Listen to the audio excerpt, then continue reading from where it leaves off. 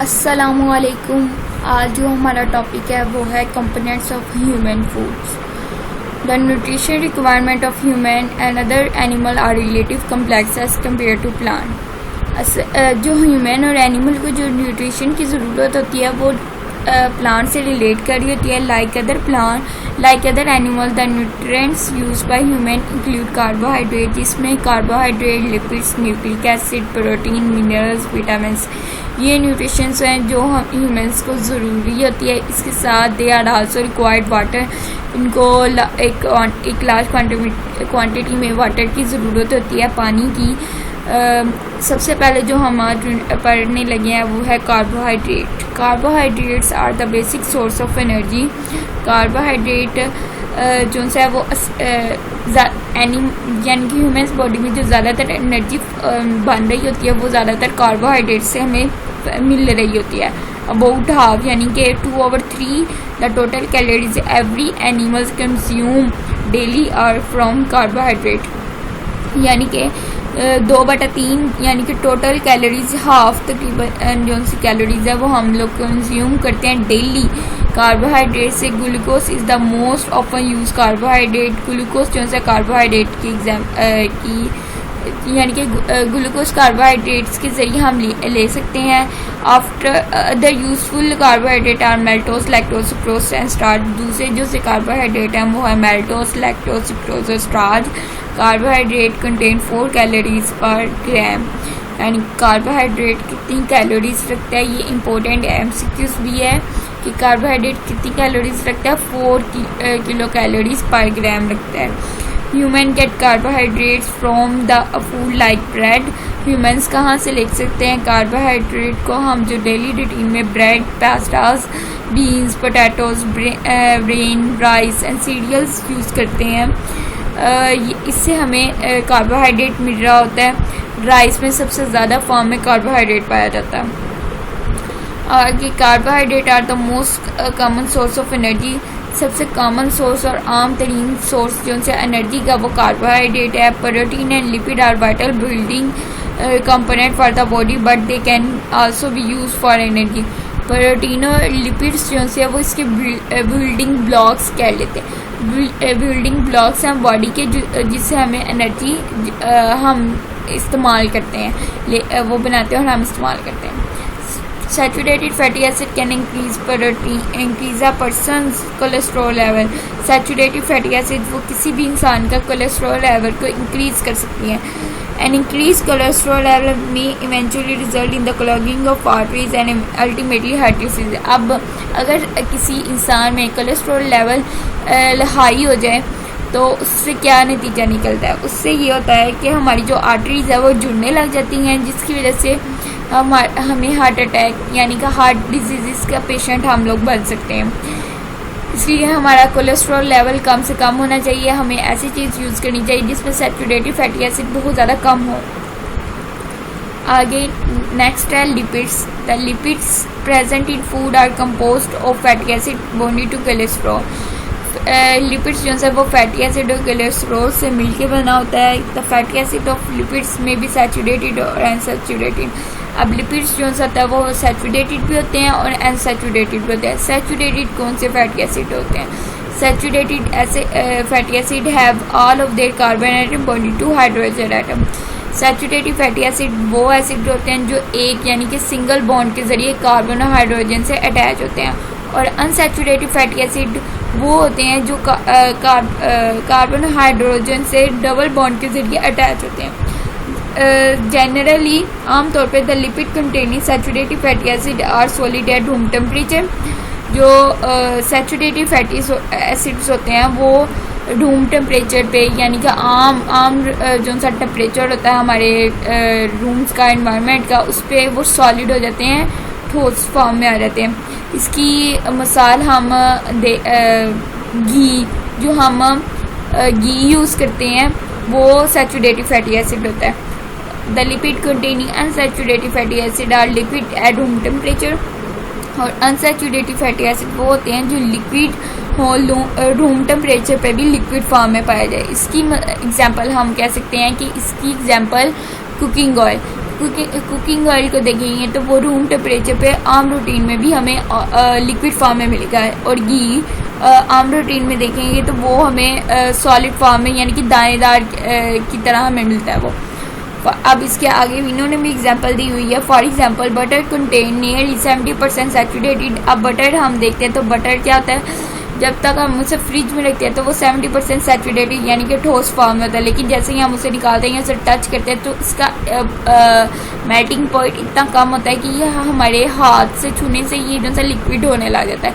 30% unsaturated fatty acid होता है इसमें। On the other hand sunflower oil contain nearly 75% unsaturated fatty acid. अब sunflower oil जो सा होता है वो भी 75% अनसैचुरेटेड फैटी एसिड होता है। और हमें ज़्यादातर अपनी यानी कि हमें ख्याल रखना चाहिए कुकिंग वगैरह में भी, खाने वगैरह खाने में भी हमें वो चीज़ ऑयल और घी यूज़ करना चाहिए जो ज़्यादा कम से कम सैचुरेटेड हो, सैचुरेटेड ना हो, अनसैचुरेटेड हमें यूज़ करना चाहिए, जो लिक्विड हो रूम टेम्परेचर के ऊपर, और हमारा कोलेस्ट्रॉल लेवल को हाई ना करे, लो रखे। वैसे तो हमें ऑयल वाली चीज़ें, फ्राइंग चीज़ें वो कम से कम यूज़ करनी चाहिए, लेकिन फिर भी ज़्यादातर चीज़ों में ऑयल ही डालें, घी से परहेज़ करें। Lipids are used to form membrane the sheets surrounding neuron and certain hormones. अब लिपिड्स का फंक्शन क्या होता है? लिपिड्स जो होता है बेसिकली जो सी हमारे न्यूरॉन्स की एक साइड पे न्यूरॉन के इर्द गिर्द एक शीट होती है, वो बनाने में उससे मदद देता है, और सर्टेन हार्मोन जो हार्मोन्स होते हैं उन्हें बनाने में मदद करता है। Lipids are also extremely useful energy source. Lipids जो है वो एक और यूजफुल एनर्जी सोर्स है। 1 gram of lipid contain 9 calories. यहाँ पे एक एमसीक्यूज है कि लिपिड में कितना 1 ग्राम लिपिड कितने रखता है? 9 किलो कैलोरीज ऑफ एनर्जी रखता है। इंपॉर्टेंट सोर्स ऑफ लिपिड यानी कि अब हम लिपिड किससे ले सकते हैं? Milk, butter, cheese, egg, mutton, fish, mustard seeds, coconut and dry fruit, ये सारे जो है ये सोर्सेज हैं जिससे हम लिपिड्स हासिल कर सकते हैं। Protein are compose of amino acid. Protein amino acid से मिलकर बना होता है। Protein are essential component of the cytoplasm and membrane and organelles. Protein सबसे बड़ा कंपोनेंट होता है साइटोप्लाज्म मेम्ब्रेन का और ऑर्गेनेल्स का। They are also the major component of muscles, ligaments and tendon. ये मेजर कंपोनेंट होता है हमारे मसल्स में और लिगामेंट्स और टेंडन्स और लिगामेंट्स।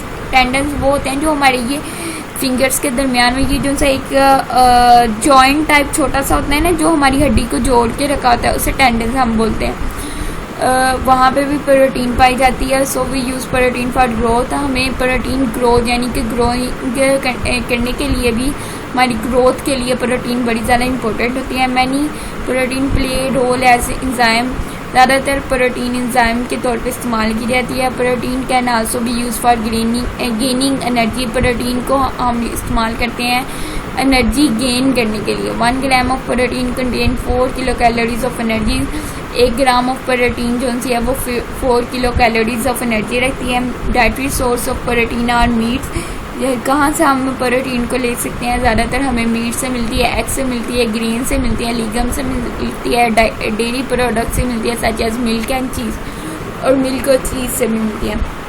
प्रोटीन हमारे लिए इतनी ज़रूरी है कि अक्सर हमने देखा ये हमारे बालों के लिए भी प्रोटीन बहुत ज़्यादा हेल्पफुल होती है। जब हमारे बाल गिरने लग जाते हैं, हेयर फॉलिंग होती है, तो प्रोटीन ही होती है जो हमारी हेयर फॉलिंग को कम करती है। इसलिए कहते हैं तो ज़्यादा से ज़्यादा प्रोटीन हमें लेनी चाहिए। और फिर ये जो से जिम्स वाले होते हैं जो जिम करते हैं वगैरह, उन्हें भी प्रोटीन बड़ी ज़्यादा हाई फॉर्म में ज़रूरी होती है। Protein can also be converted to carbohydrate. Protein को हम कार्बोहाइड्रेट में कन्वर्ट कर सकते हैं। Minerals are inorganic element that originate in the earth and cannot be made in body. Minerals जो से इनऑर्गेनिक एलिमेंट है जो अर्थ यानी कि ज़मीन से हमें मिलता है, इसे बॉडी नहीं बनाती, कोई चीज़ नहीं बनाती, बस हम ज़मीन से ही आ रहा होता है, अल्लाह की कुदरत है बस। They play important role in various body functions and are necessary to maintain health. ये हमारी बॉडी में वेरियस फंक्शन को परफॉर्म करने में इम्पोर्टेंट रोल अदा करता है। Most of minerals in human diet come directly from plant and waters. बहुत ज़्यादा जो मिनरल्स हैं वो प्लांट्स से हमें, यानी कि पौधों से, वाटर से, पानी, और इनडायरेक्टली ज़्यादातर हमें एनिमल फूड जो उनसे होती हैं उनसे मिल रहे होते हैं। Minerals are categories into major and trace minerals. Minerals को दो कैटेगरीज में डिवाइड किया गया है, मेजर और ट्रेस मिनरल। मेजर मिनरल्स वो होते हैं जिनमें जो 100 ग्राम मोर पर डे, यानी कि एक दिन में उन्हें 100 मिलीग्राम चाहिए होता है, वो मेजर मिनरल्स होते हैं। और ट्रेस मिनरल्स वो होते हैं जो 100 मिलीग्राम से लेस रखते हों, वो ट्रेस मिनरल्स होते हैं। The roles of major and minor minerals in human body are given in table. अब यहाँ पे नीचे एक टेबल दिया गया है जो जहाँ पे मेजर और ट्रेस मिनरल्स बताए गए हैं। सबसे पहले जो है वो मेजर मिनरल्स है। मेजर मिनरल्स में कौन से आता है? सोडियम। सोडियम जो है उसका रोल क्या है? अब सोडियम जो है हमारी बॉडी में फ्लूइड को बैलेंस, यानी कि लिक्विड को बैलेंस करने में मदद देता है। जो भी हमारे ब्लड वगैरह या जो भी हमारी बॉडी में होता है, help in absorption of other nutrient, बहुत से दूसरे न्यूट्रेंट्स को अब्जॉर्ब कर लेता है। और ये इसका फंक्शन क्या है? इम्पोर्टेंट फॉर मसल कंट्रैक्शन, यानी कि जो हम मसल कंट्रैक्ट करते हैं उसके लिए ये बहुत ज़्यादा इंपॉर्टेंट है। पोटेशियम भी जो है फ्लूइड को बैलेंस रखते हैं हमारी बॉडी में। Act as cofactor for enzyme, cofactor के तौर पर इस्तेमाल होता है एंजाइम में। और इसका फंक्शन क्या है? नर्व इम्पल्स और ट्रांसमिशन, हार्ट फंक्शन, यानी कि नर्व इम्पल्स को ट्रांसमिट करता है पूरी बॉडी में, और हार्ट फंक्शन को परफॉर्म करता है। Chloride fluid balance in the body, इसका भी फंक्शन जो ये फ्लूइड बैलेंस रखता है और ब्लड प्रेशर को कंट्रोल में रखता है। और कंपोनेंट ऑफ हाइड्रोक्लोरिक एसिड, और ये हाइड्रोक्लोरिक एसिड का एक कंपोनेंट है। कैल्शियम अब क्या है? कैल्शियम जो है development and maintenance of bones and teeth, blood clotting. Calcium जो है वो हमारी बॉडी को डेवलप करने में, मेंटेन रखने में, हमारी हड्डियों को और दांतों को। और ये जो ब्लड क्लॉटिंग्स हो जाती हैं, ब्लड क्लॉट बनते हैं, यानी कि अगर हमारे जिस्म में ब्लड क्लॉट ना बने तो खून बहता रहेगा। ये कैल्शियम जैसे ब्लड क्लॉटिंग, यानी कि खून को जमाने में मदद देती है। Magnesium and phosphorus, development and maintenance of bones and teeth. Magnesium phosphorus भी जो है वो डेवलपमेंट करती है बोन्स और टीथ की। आगे है ट्रेस मिनरल। ट्रेस मिनरल्स कौन से हैं? Iron, zinc. आयरन जो है ऑक्सीजन ट्रांसपोर्ट एंड स्टोर है। आयरन जो है वो ऑक्सीजन को ट्रांसपोर्ट करता है। एक्ट एज कोफैक्टर एंजाइम, ये कोफैक्टर एंजाइम के तौर पर इस्तेमाल होता है। एज इंसुलिन एक्शन के तौर पर इस्तेमाल होता है। जिंक जो है help in growth and reproduction, zinc growth और रिप्रोडक्शन में मदद देता है। इम्यून फंक्शन में भी हेल्पफुल होता है। कॉपर जो है act as enzyme cofactor, copper enzyme cofactor के तौर पर इस्तेमाल होता है। क्रोमीनियम जो है help in insulin action, chromium insulin के तौर पे एक्ट करता है हमारी बॉडी पे। Fluoride stabilize bone minerals and hardness tooth enamels. Fluoride जो है बोन को यानी कि स्ट्रॉन्ग करता है, हमारी हड्डियों को मजबूत बनाता है, और जो सी हमारे दांत होते हैं उनको मजबूत बनाता है। आयोडीन जो है essential for normal thyroid function.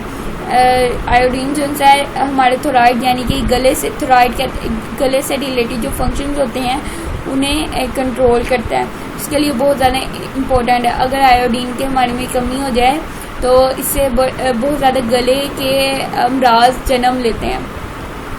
Role of calcium and iron. Calcium is essential for the development and maintenance of bones and teeth. Calcium जो है हमारी हड्डियों और दांतों के लिए बहुत ज़्यादा इंपॉर्टेंट है। It is also needed for maintaining cell membrane. ये सेल मेम्ब्रेन की मेंटेनिंग, कनेक्टिव टिश्यू की मेंटेनिंग के लिए बहुत ज़्यादा इंपॉर्टेंट है और इसका ये सिवियर इंजाइम में भी अपना रोल अदा करता है।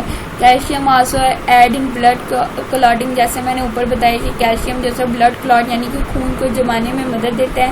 ह्यूमन गेट कैल्शियम, अब हम कैल्शियम कहाँ से लिख सकते हैं? मिल्क से, चीज़ से, egg York, beans, nuts, cabbages वगैरह से। Deficiency of calcium causes spontaneous discharge of nerve impulses, अगर हमारे जिस्म में कैल्शियम की कमी हो जाए तो हमें इससे ज़्यादातर नर्व इम्पल्सेस यानी कि नर्व हमारी सही तरह ट्रांसमिट नहीं होगी बॉडी में। हमें टेंटनी यानी कि हड्डियों की से रिलेटेड एक बीमारी होती है जिसे टेंटनी कहा जाता है, वो हो जाएगी। बोन्स आल्सो बिकम सॉफ्ट, हमारी बोन्स इतनी सॉफ्ट हो जाएंगी कि वो जल्द टूट जाएंगी। ब्लड क्लॉट स्लोली, हमारे खून जमने का अमल कम हो जाएगा। बोन्स हील स्लोली, हमारे अगर जख्म हुआ होगा तो वो बहुत ज़्यादा स्लो वर्क करेगा। और deficiency is the most common nutrient deficiency worldwide. अगर हो आयरन आगे है next, iron play a major role in oxygen transport and storage. Iron जो है वो ऑक्सीजन को ट्रांसपोर्ट करता है और स्टोर करता है। आयरन जो है वो रेड ब्लड सेल बनाने में बहुत ज़्यादा मदद करता है और माइग्लोबिन इन मसल, और मसल सेल में माइग्लोबिन बनाने में मदद करता है। Cellularly energy production also require iron, cellular energy production जो है वो उनको आयरन की ज़रूरत होती है। इट एज ए कोफैक्टर, ये एंजाइम में कोफैक्टर के तौर पर भी इस्तेमाल होता है। Iron also support immune function, ये हमारे इम्यून फंक्शन को भी सपोर्ट करता है। Human get iron from red meet, egg yolk, whole wheat, fish, spinach, mustard. हम आयरन को कहाँ से ले सकते हैं ये बताया हुआ है। रेड मीट से सुर्ख गोश्त कौन सा होता है, एग यॉक अंडे की जर्दी से, होल व्हीट जो आटा होता है उससे, गंदम वगैरह, फिश से, स्पिनिच पालक से, पालक वगैरह से और साग वगैरह से हम लोग आयरन लेते हैं। पालक में सबसे ज़्यादा फॉर्म में आयरन पाया जाता है, इसलिए हमें पालक ज़्यादातर खानी चाहिए।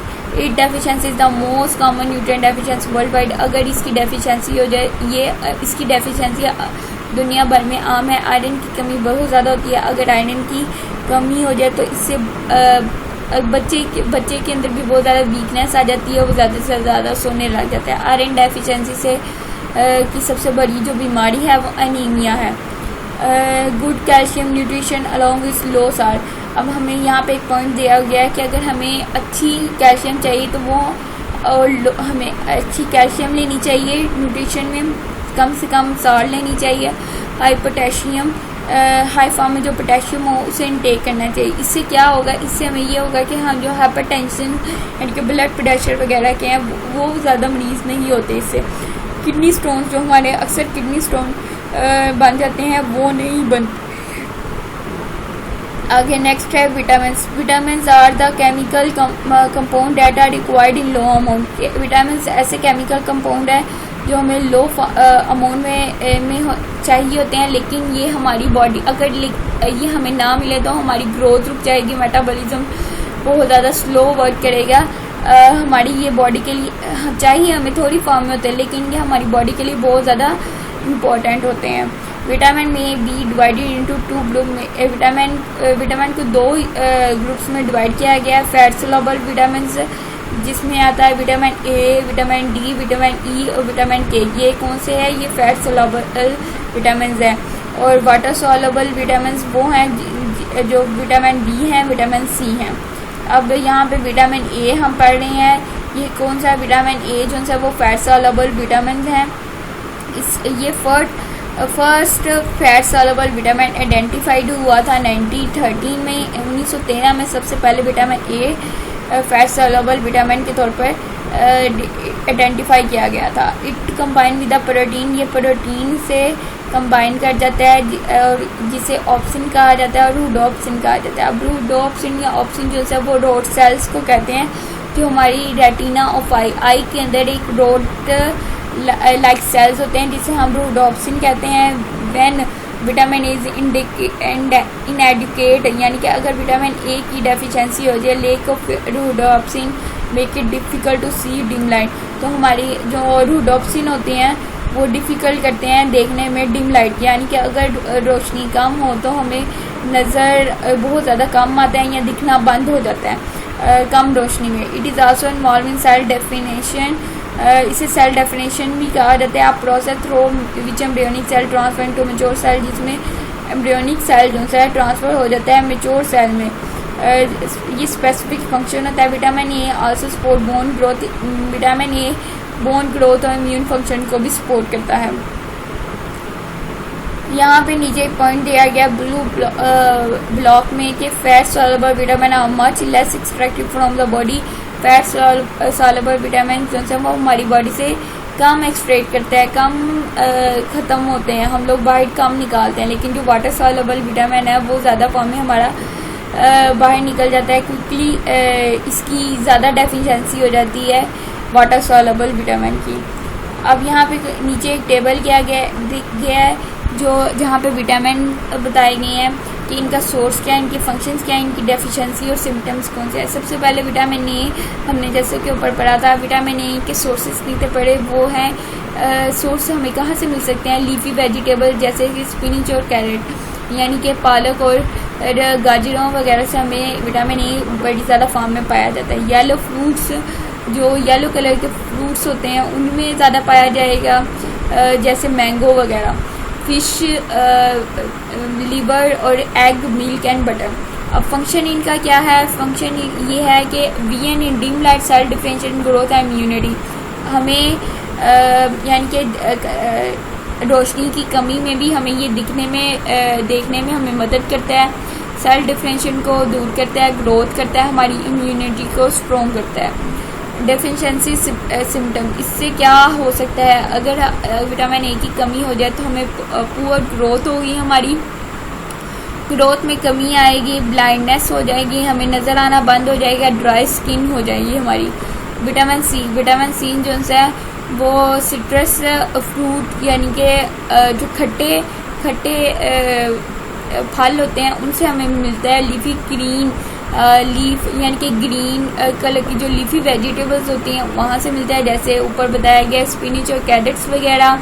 इसमें पालक भी, इसमें साग वगैरह भी आ सकता है, बहुत ज़्यादा और चीज़ें जो लीफी वेजिटेबल में आ जाती हैं।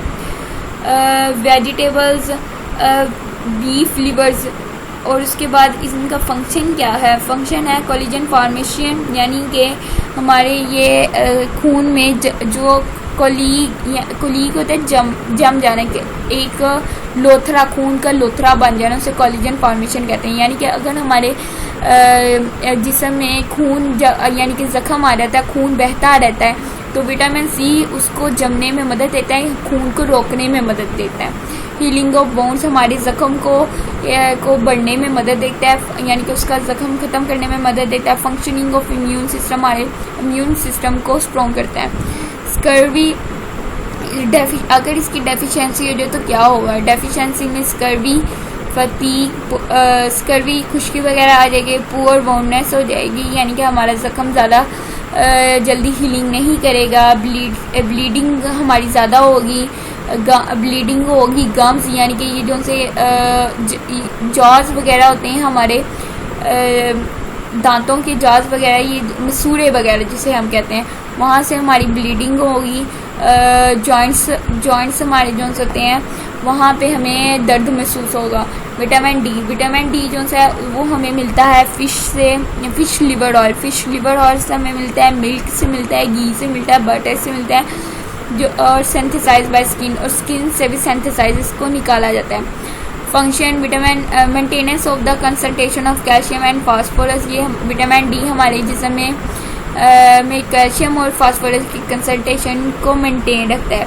अगर इसकी कमी हो जाए तो क्या होगा, इसकी कमी से हमारे अंदर रैकेट्स इन चिल्ड्रन यानी कि हड्डियों की बीमारी जो होती है वो बच्चों में हो जाएगी, और ऑस्टोमलेशिया यानी कि हड्डियों की बीमारी होती है, ये ऑस्टोमलेशिया जो अडल्ट यानी कि बड़ों में होती है, छोटों में रैकेट्स होती हैं और बड़ों में ऑस्टोमलेशिया, ये दो डिसीज़ हैं जो विटामिन डी की कमी की वजह से हो जाएगी।